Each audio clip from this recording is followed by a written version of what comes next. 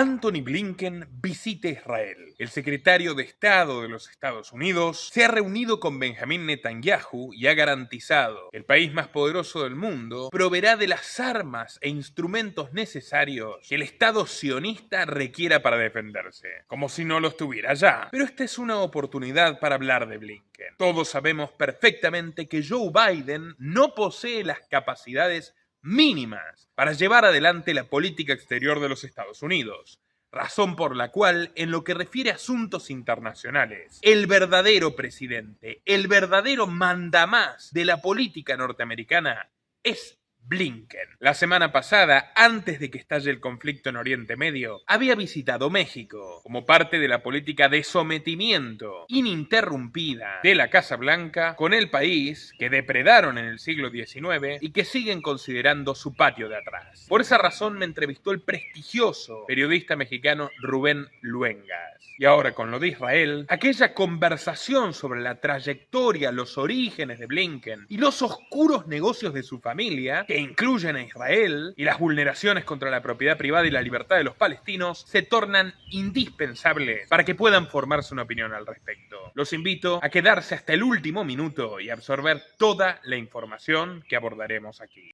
Suscríbete a nuestro canal cliqueando en el botón rojo y en la campanita de activar todas las notificaciones para no perderte ninguno de nuestros programas e investigaciones exclusivas.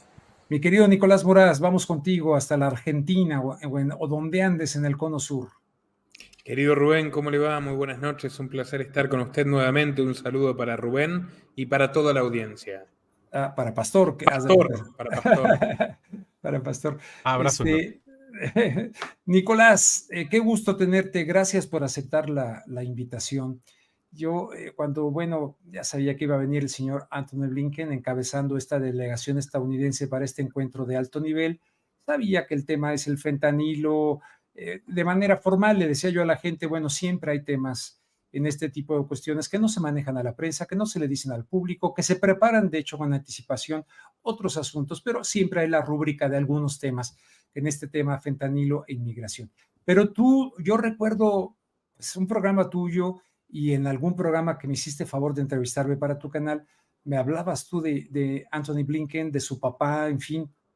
Cuéntanos un poquito, ¿no? Para que la audiencia mexicana, los que siguen este canal, puedan tener mayor conocimiento sobre quién es quién de las personas que nos visitan de allá del norte. Antony Blinken, que es el actual secretario de Estado de Estados Unidos, por supuesto, de Joe Biden, si se quiere, es el segundo hombre más poderoso en el organigrama del gobierno, mucho más relevante, podríamos decir, que el propio Biden en el estado en el cual se encuentra, ¿no? Claro. Cognitivo, etario, etcétera, en lo que refiere a la geopolítica.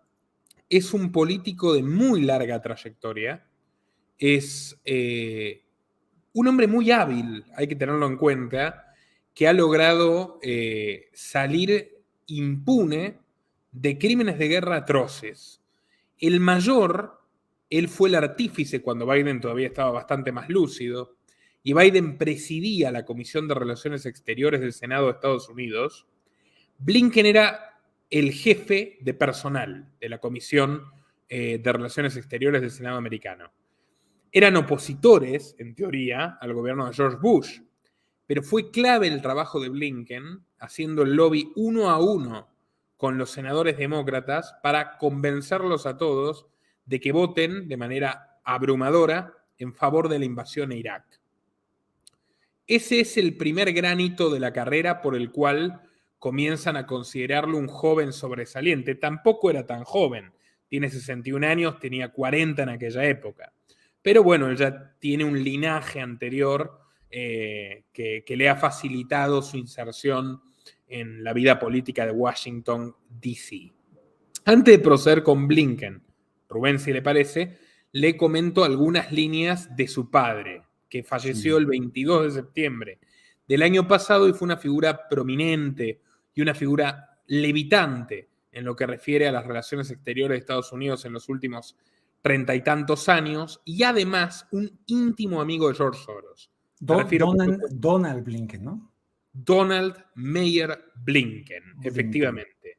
nacido en 1925, fue un banquero muy importante, socio de la familia Warburg, una de las familias propietarias de la Reserva Federal del Banco Central de los Estados Unidos. Creó el banco de inversión junto con varios Warburg Pincus. Warburg Pincus, y de hecho él fue el único que no era Warburg y que integró el directorio durante 25 años. También fue un importante dirigente de la Universidad Estatal de Nueva York entre 1978 y 1990.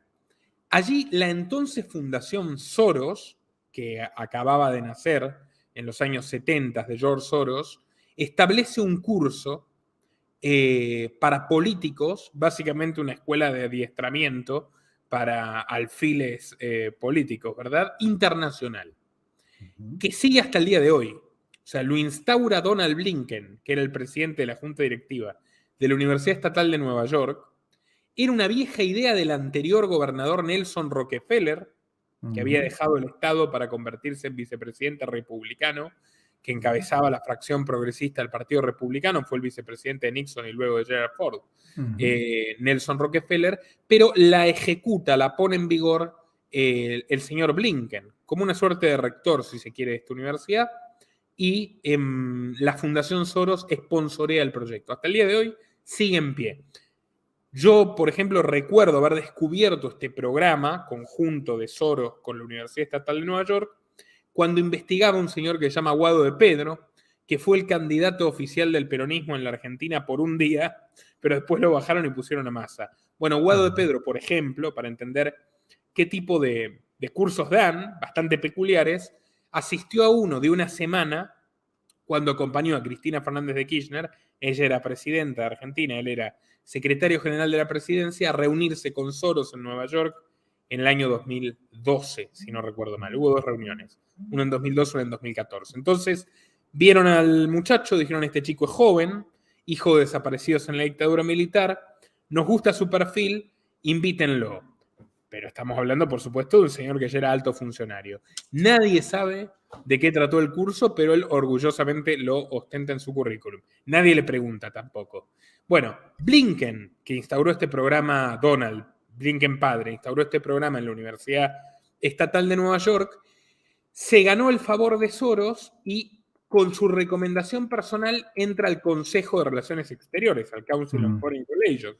Wow. Su audiencia ya está familiarizada, Rubén, por supuesto, pero aclaro por si hay alguien que no lo sepa, el principal lobby, digamos, de influencia o presión para establecer políticas fundamentalmente de relaciones exteriores, como bien lo indica su nombre, políticas imperialistas de los Estados Unidos en el resto del planeta, ¿no? Y que publica la revista Foreign Affairs, tanto en inglés como en español, y me imagino que en otros idiomas. Efectivamente, que ha publicado muchos artículos, de hecho hasta el año de su muerte, de Donald Blinken, que era un profuso intelectual. Él se consideró una especie de ideólogo en gran medida. Tiene una historia particular. Él se casa con una mujer, la madre de Anthony, que tiene una historia de supervivencia del Holocausto. Del Holocausto. Algunos han dicho que la historia, y cuando digo algunos me refiero a unas cuantas fuentes, incluyendo fuentes de izquierda, no precisamente fuentes repudiablemente filonazis, que la historia es un poco exagerada, ¿no? O sea, casi inspirada en una película hollywoodense, pero bueno, es una historia que han explotado ambos, tanto Donald como Anthony, para su propia carrera política. A través de la esposa, él, de nombre Vera, húngara, sobreviviente de la Segunda Guerra Mundial, Donald Blinken entra al Consejo Judío de los Estados Unidos, lo que después va a ser el Congreso Judío Mundial, donde también entabla por primera vez en su vida, porque él había vivido siempre en los Estados Unidos, una relación muy fluida con empresarios israelíes. Empieza a viajar a Israel y de hecho va a desempeñar negocios en Israel terribles. El más reciente de todos es una compañía dedicada a demoler las casas de palestinos en Jerusalén Este. O sea, los palestinos que quedaron fuera de los guetos, los campos de concentración, que son Gaza y Cisjordania, que vivían en Jerusalén Este, avalados por la legislación internacional, que tenían sus propiedades ahí, que tienen sus propiedades ahí, que viven hace generaciones allí, bueno, las topadoras les pasan por encima. De hecho, el año pasado hubo un gran conflicto a partir de eso. De manera brutal, no les reconocen su derecho de propiedad por no ser judíos.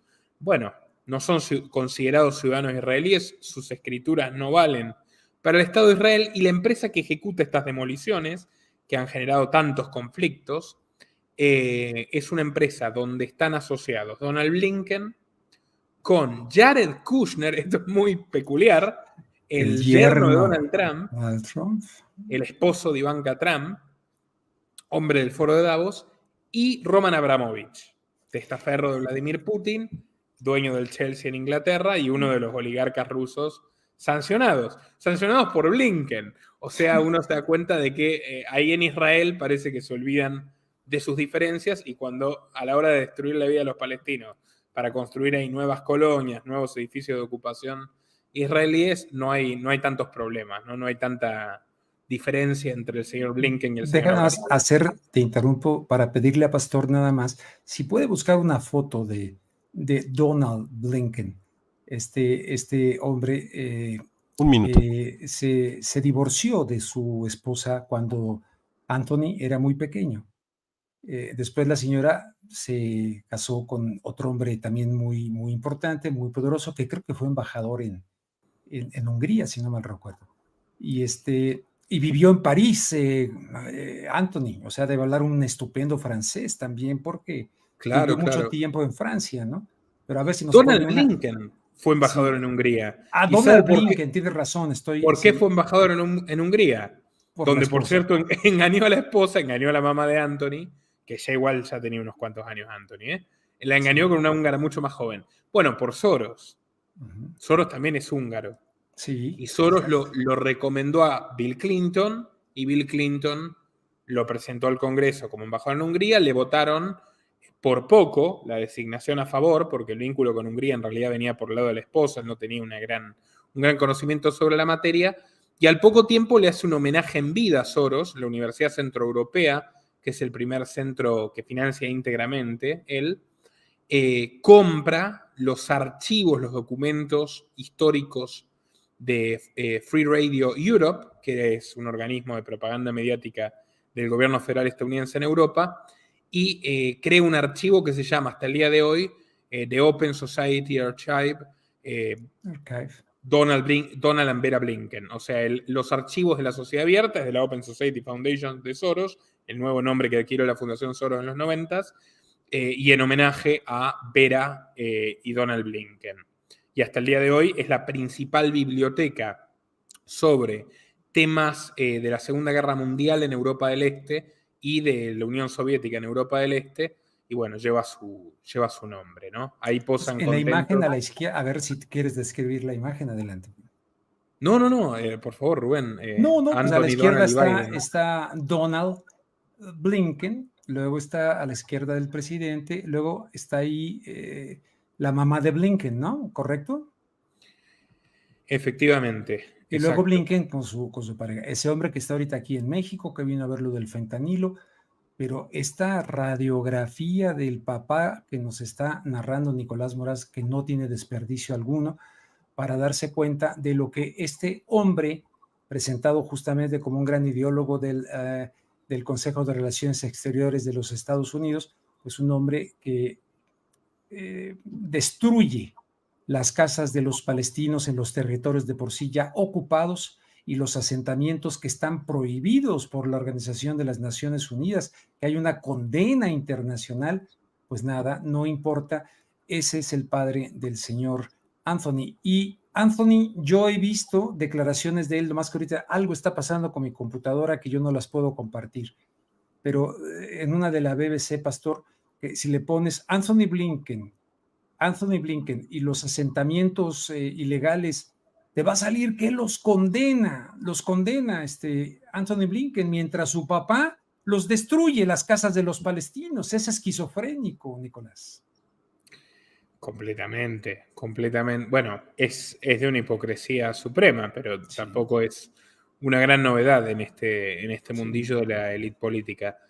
Un último detalle, como para pintar al padre, a Donald, que falleció a los 96 años. 96, él presidió una sociedad filarmónica, si no me equivoco, en Nueva York, y era un gran coleccionista de arte, hasta el punto que estuvo envuelto en sospechas de que había comprado obras robadas a grandes museos. De hecho, el Financial Times le dedica un artículo bastante elogioso, el diario de los Rothschild, sobre su colección y su conocimiento de pintores de la década del 50 como Mark Rothko, William de Kooning y Philip Guston. Siempre lo rodeó, digamos, un halo de misterio de dónde había sacado dinero para hacerse de una colección tan portentosa, con la cual a su vez explicaba el crecimiento de su patrimonio. Decía, compré unos cuadros, eran muy baratos, ahora el mercado los cotiza más, en fin. Pero lo cierto es que el tipo es una fortuna enorme y no era de cuna de oro, Donald Blinken. Anthony empieza a trabajar en la administración Clinton. Ya en los 80 había estado en la campaña de Dukakis, que era uno de los que disputó la interna, si no recuerdo mal, la primaria del 87. Pero bueno, él entra a trabajar en la administración Clinton, Anthony. De hecho, era un chico bastante bohemio, por cómo lo describen. Hay por ahí una crónica en la revista Político. Al día de hoy, guitarrista, tiene 2 canciones en Spotify. Sí. Efectivamente se crió en Francia, eso le dio le da un talante de progre europeo que le gusta mucho al jet set neoyorquino del Partido Demócrata, que de hecho marca una gran diferencia entre el tipo que es culto, que es fino, con la izquierda californiana, ¿no? Encarnada por Gavin Newsom, Kamala Harris, recientemente fallecida Dianne Feinstein o Nancy Pelosi. Obsesivos del dinero y de la ostentación. Blinken es un tipo un poco más, si se quiere, cosmopolita, ¿no? De mundo. Fue al mismo centro educativo donde enseñó Jeffrey Epstein, la escuela Dalton. Wow. Efectivamente, en los años 70. Volvió a París luego con su madre y bueno, en fin, luego vuelve a estudiar en Harvard como el papá, como Donald Blinken, y después de la fallida campaña de Dukakis, él empieza a trabajar en el gobierno de Estados Unidos, ya como asesor externo en la era Reagan, como parte de un lobby que ejercía presión diplomática sobre la Unión Soviética durante una crisis que hubo por un oleoducto en Siberia y tal. Entonces comienza, digamos, a exponerse como un vanguardista ecológico, le llama la atención a Al Gore, así es como termina trabajando con Clinton, y también en su tesis universitaria de Harvard logró entrevistar a Henry Kissinger. ¿Cómo? Bueno, a través del padre. Los dos estaban en el Consejo de Relaciones Exteriores. Entonces tuvo una tesis muy destacada en Harvard. Con Clinton estuvo en el Consejo de Seguridad Nacional. De hecho, fue uno de los promotores de los bombardeos a Kosovo, a la ex Yugoslavia. Sí, que salen de la cierto. resolución Biden-McCain. Estaba dividido el Consejo de Seguridad Nacional, había una facción un poco más pacifista que decía, no nos metamos en esto, está terminando el gobierno, que termine bien, ¿para qué? Dejémoselo a Bush, o al sucesor, o a Gore. Y otra facción decía, ahora es ahora, hay que hacerlo, bombardear. Bueno, en esa facción obviamente estaba Blinken. De ahí la relación con Biden, que después lo nombra jefe de asesores en la Comisión de Relaciones Exteriores del Senado.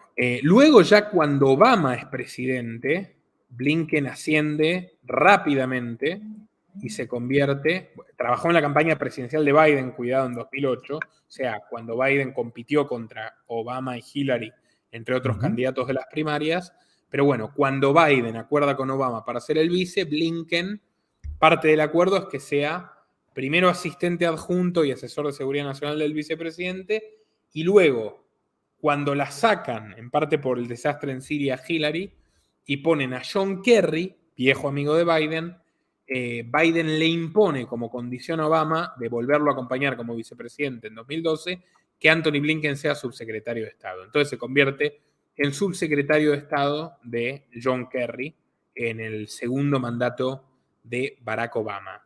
Blinken ya venía de haber apoyado la intervención militar en Libia. De hecho, personalmente se reunió con François Hollande, lo mandaron como emisario directamente, donde mataron a Gaddafi y demás. Inició todo el clima de guerra civil que hay actualmente en Kenia. Y cuidado que él, ya siendo subsecretario de Estado en el segundo gobierno de Obama, comienza a especializarse en el tema chino, y es uno de los que asusa la obsesión sobre China, el crecimiento de China, la importancia de empezar a acercarla, lo cual es una jugada muy inteligente de Estados Unidos, que desde el segundo gobierno de Obama, y es una política de Estado, continuó con Trump y volvió ahora con Biden, se han esmerado mucho en cultivar excelentes relaciones con la India. Tienen las mejores relaciones de la historia en este momento Estados Unidos y la India, pese a que la India se supone que está en los BRICS, pero siempre hay un conflicto militar fronterizo con China, y ahora la India está por primera vez en la historia comprándole masivamente armas a Estados Unidos. Tienen una histórica relación buena con Pakistán, tienen una buena relación con Mongolia, entonces Corea del Sur siempre estuvo ahí, Japón, es como que tienen rodeada a China, físicamente rodeada de una esfera de influencia americana muy útil para un eventual escenario de conflicto. Bueno, uno de los impulsores de esto fue Anthony Blinken, siendo subsecretario de Estado, reconociéndole ese acierto, si se quiere. Biden lo nombra secretario de Estado cuando es elegido presidente. Y a su vez Blinken intervino en Myanmar, en Birmania. No se habla mucho de eso, de las crisis que hay en el sudeste asiático, dictaduras militares, matanzas étnicas. Bueno, él se metió fuertemente en la defensa, entre comillas, de los musulmanes Rohingya, que son perseguidos por la dictadura budista. Curioso, pero bueno, una dictadura budista. Pero bueno, lo que obviamente buscó es financiar ahí una célula proamericana que hasta el día de hoy trae muchos dolores de cabeza y es un foco de conflicto que preocupa a gobiernos regionales como el de Tailandia, Vietnam, etc. Bueno, ese es el cuadro más o menos que podemos dar de Anthony Blinken, íntimo amigo, fue sucedido de hecho en el Consejo de Seguridad Nacional por Avril Haines, la actual directora de inteligencia, de una de las mujeres que participó como subdirectora de la CIA, retirada en el evento 201 de Bill Gates y Klaus Schwab de la sopa china, 40 días antes del brote en Wuhan, ya sabemos. Y que aparte de haber participado en el evento 201 en octubre del 2000, no, del 2019. Sí, del 2019.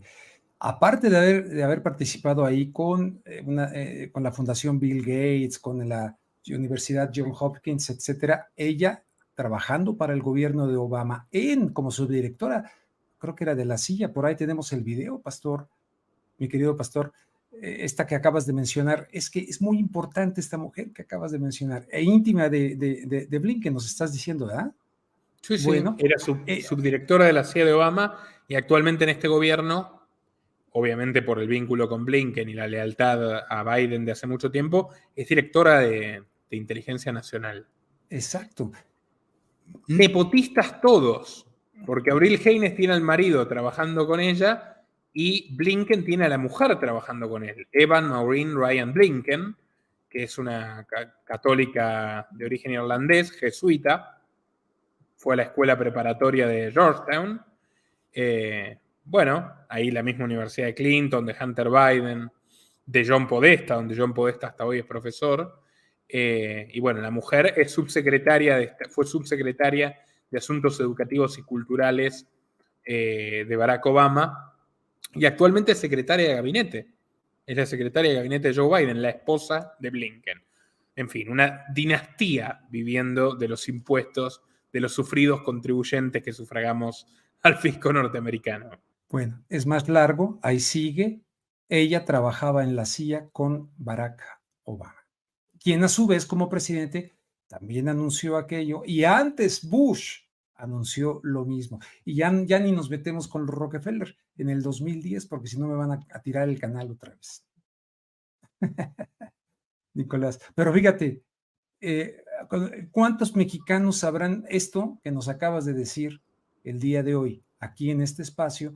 Pues en ningún canal van a poner en contexto al señor Blinken para entender quién viene a saludar y decir que somos muy amigos y vamos en contra del fentanilo. Hay un contexto de fondo, Nicolás, que te pido tu opinión. El contexto de fondo es que, aunque se supone que los demócratas, ¿no? Los republicanos, incluido Trump, incluido DeSantis, todos están diciendo, de hecho Trump ha dicho que si llega nuevamente a ser presidente, que va a atacar a los cárteles mexicanos de la droga en territorio mexicano, digan lo que digan acá. Y lo ha dicho también DeSantis y lo está diciendo todo el mundo. Y mucha gente dice, no, es pura palabrería electorera.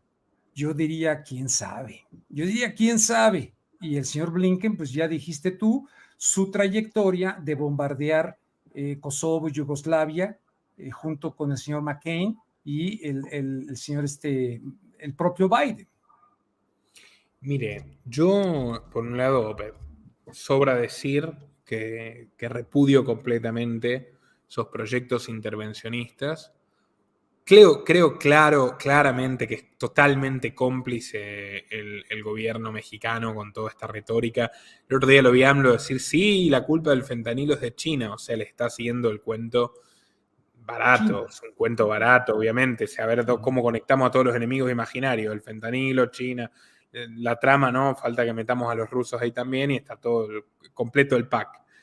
Lo hablamos hace poco en mi canal con Guadalupe Correa Cabrera, nuestra común amiga, el tema de cómo son vitrinas estas imágenes que usted mostraba en Filadelfia, las que hay también en Los Ángeles, donde ella fue, donde tratan de decir, miren, tratan de generar pánico juntando ahí a unas personas con consumo problemático y justificar medidas atroces, ¿no? Ya sabemos lo que significaría una intervención militar. No se los voy a explicar yo, o sea, a México, que ya perdió la mitad del territorio con una intervención militar americana precisamente para defender intereses americanos, era el pretexto allá en 1840, ¿verdad? Aquella década.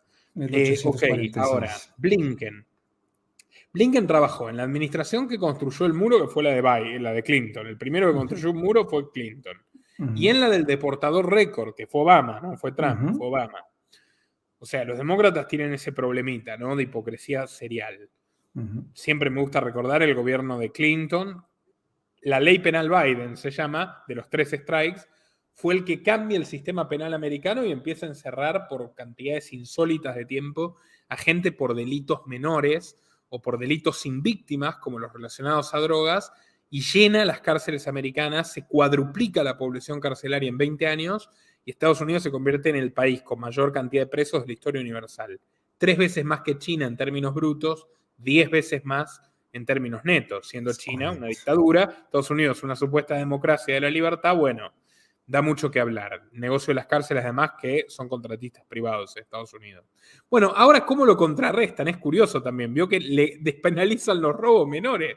En vez de hacer una revisión de los casos de las personas encerradas arbitrariamente, agarran y dicen, bueno, ahora es legal robar, que es lo que está pasando literalmente en Chicago, en California, un desastre absoluto. Un desastre, y hay imágenes inaceptables por completo. Vi la de una señora que es increíble. Es la idea de que order es chaos, ¿no? Order es caos. Y ellos sacan ganancia de eso permanentemente. Ahora, por el lado de los republicanos, concretamente de Trump, sí, están todos compitiendo con esa locura. Lo dijo DeSantis, lo ratificó Trump, lo reiteró ya demasiadas veces. No sé hasta qué punto será cierto, pero no me sorprendería. Y echa por tierra todo ese marketing que hizo de presidente pacifista, que a mí me recibieron en Corea del Norte para firmar la paz, que yo soy la paz y ellos son la guerra. Bueno, claramente esta propuesta no es muy simpática, para nada. Tampoco es simpática para los 40 millones de mexicanos que votan en Estados Unidos. Son un montón de personas que realmente, además, son base de apoyo fuerte para los dos partidos. Para el demócrata lo eran tradicionalmente, pero hace mucho tiempo que se registra un trasvase importante de votos a los republicanos y concretamente a la facción trumpista, con lo cual no entiendo mucho la lógica electoral de este tipo de anuncios, pero bueno, realmente espero que no ocurra lo que planean.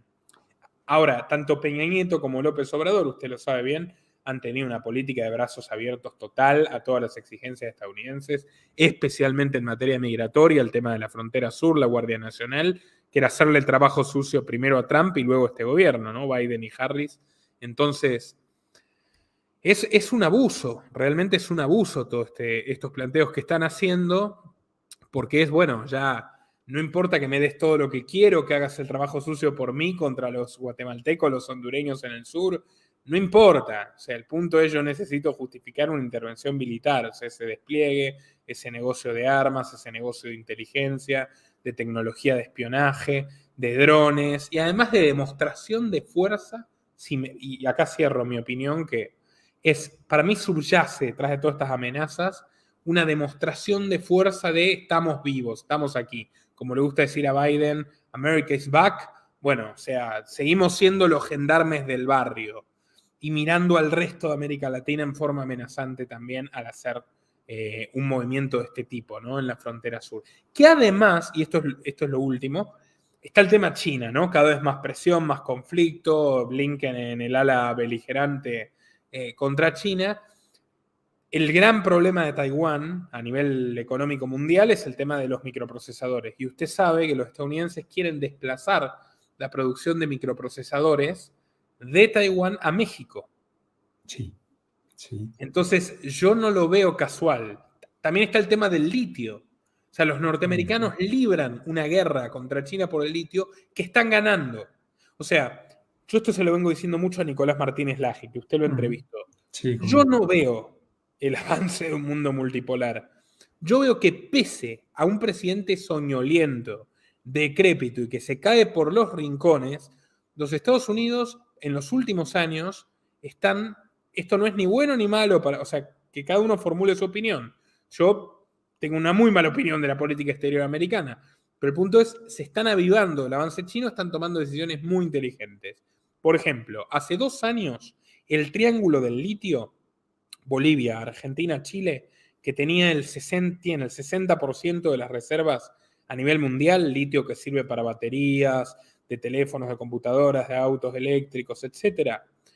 Tenía como cliente principal de los 3 países a China. Hace 2 años, mediados de 2021. Hoy, Estados Unidos hizo lobby para que Boric estatice el litio en Chile. Al estatizar el litio en Chile, le cierra la entrada a muchas mineras chinas y comienza a dársela sistemáticamente a mineras americanas y canadienses. Ya había operado en Bolivia, pero ahora se consumó ese giro cuando fue la destitución de Morales. ¿Se acuerda que Elon Musk se jacta y dice, daremos todos los golpes que haya que dar? No sé si lo incomodamos a Pastor buscando ese Twitter donde Elon Musk reconoce que le hicieron un golpe a Morales por el litio, es muy gracioso. Y ahora hoy Bolivia le vende parejo a Estados Unidos y a China. Y Argentina, este es un dato curioso, Argentina le vendía abrumadoramente el litio a China hace tan solo 2 años. 60%, 70% del clorhidrato de litio iba a China. Bueno, hoy el principal cliente es Estados Unidos. Las principales mineras son canadienses y japonesas, es decir, aliadas de Estados Unidos. Y el 60% del litio que entra a Estados Unidos sale de Argentina. Con los 3 países usaron la fuerza bruta con Bolivia, la persuasión con Boric, que es un gobierno inestable socialmente, y al que lo ayudaron a darle estabilidad económica, y directamente la deuda con Argentina. O sea, le fueron negociando facilitar la deuda con el fondo. Ya sabemos, Estados Unidos tiene una voz prominente, el Fondo Monetario Internacional, y a través de eso fueron logrando ir poniéndole una barrera a China y garantizándose el litio argentino. Obviamente es lo que yo creo que está detrás de la reforma de AMLO en torno al litio. Es obsceno el vínculo de Musk también con este gobernador de Nuevo León, ¿verdad? Samuel, ¿no? Sí, Samuel García. Efectivamente, Samuel García. Y yo creo que detrás de una intervención también está siempre subyacente la cuestión de los recursos, además del negocio de la guerra, y el control fáctico del territorio. Porque probablemente les angustie la posibilidad de que alguna de esas bandas narco, de esos cárteles que siempre arbitra la DEA, se vaya de control en un momento donde ellos necesitan poner orden alrededor de su metrópoli, como China busca lo mismo y ellos tratan de impedírselo con todo este círculo que yo le digo de países aliados de Estados Unidos que han tejido más o menos para contener militarmente y políticamente a China. Bueno, tratan de que no les ocurra lo mismo y quieren reforzar, desde mi punto de vista, su dominio, su hegemonía sobre México. Y fíjate, Tesla, escuchaba hace poco a Rick Sánchez, que antes andaba en Estados Unidos, bueno, vive ahí, pero ahora sale en RT, y presentaba datos acerca del porcentaje de materias primas que dependen de China para Tesla, para Elon Musk. El 40% de no sé qué elemento depende de China. Es increíble, es verdaderamente increíble. Oye, pues yo creo que lo tienes perfectamente claro, Nicolás, siempre con una gran precisión lo que nos comentas y lo que comentas en tu canal. Tremendo. Bueno, con eso ya hay un contexto que nadie, absolutamente nadie en todo México está dando, y gracias a ti lo estamos ofreciendo al día de hoy para que la gente vea lo que hay detrás. Bueno, que no se queden ahí con el saludito y que los amigos y la bandera. ¿Y viste la música que le pusieron al video oficial? Sí, Le pusieron una sí, música. sí. Cursi, cursi. Oye, ya nomás para rematar, vienen las elecciones en Argentina. Como lo que quieras decir. ¿Cuándo son? Las elecciones son el domingo 22 de octubre, primera vuelta. El no, régimen... sí, primera vuelta, correcto. La otra vez sí. fue como en la que ganó Milei, fue como una Primarias. primaria. Sí. Sí, es un espectáculo lamentable, ¿no? Más para los abstencionistas. Pero hay agosto, primarias, las ganó Milei por un margen muy amplio, superior al esperado, el candidato derechista Milei, de una nueva formación política. Y ahora tenemos la del 22 de octubre, donde parte como favorito, pero probablemente no obtenga los 10 puntos de ventaja que necesita para ser consagrado ganador en esta primera vuelta, y se produciría el 22 de noviembre un balotaje, es decir, una segunda vuelta entre los dos candidatos más votados, que hasta el momento parecerían ser Massa, el candidato peronista, ministro de Economía, de la ruinosa economía argentina, que ya es cerca 200% de inflación anual, y Milei.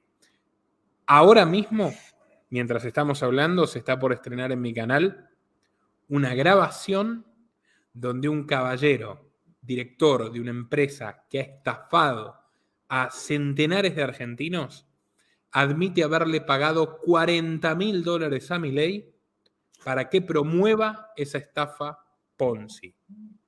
Wow. Archivo muy impactante, primicia de mi canal Los Liberales. ¿Hoy pasa, mañana, hoy mismo? Mañana. Hoy no, mismo, en media hora se estrena en mi canal. Y mañana y pasado tenemos otras 2 bombas relacionadas al financiamiento corrupto e ilegal del partido de Milei. Así que atentos, que va a estar picante esta campaña electoral. Aquí ya lo está poniendo Pastor. Ya todavía no programamos el estreno, Pastor, pero ya va a salir. Muchas gracias. Ahí está. Al contrario, te agradecemos a ti. Y luego otro día me explicas cómo es que este paisano tuyo, Agustín Laje, apoya a Milei. No lo acabo de comprender, pero en fin, hay cosas que no se entienden en la vida. Muy buenas noches, querido Rubén. Un placer estar con usted y también con Pastor y la audiencia. Te agradezco mucho. Allá son ¿cuántas horas arriba? Aquí son las 9. ¿Allá? 12. Son las 12 de la noche. No. Vete a dormir. Te agradezco mucho, Nicolás Moraz. Hasta pronto. Nuestro trabajo depende de tu apoyo. Para que siga siendo posible, realiza tu donativo desde tan solo $2 por mes a través de Patreon, en los links que están en la descripción o en el comentario destacado. También podés hacerlo a través de la opción Unirte de YouTube, y si estás en Argentina, con el medio de tu preferencia a través de Mercado Pago.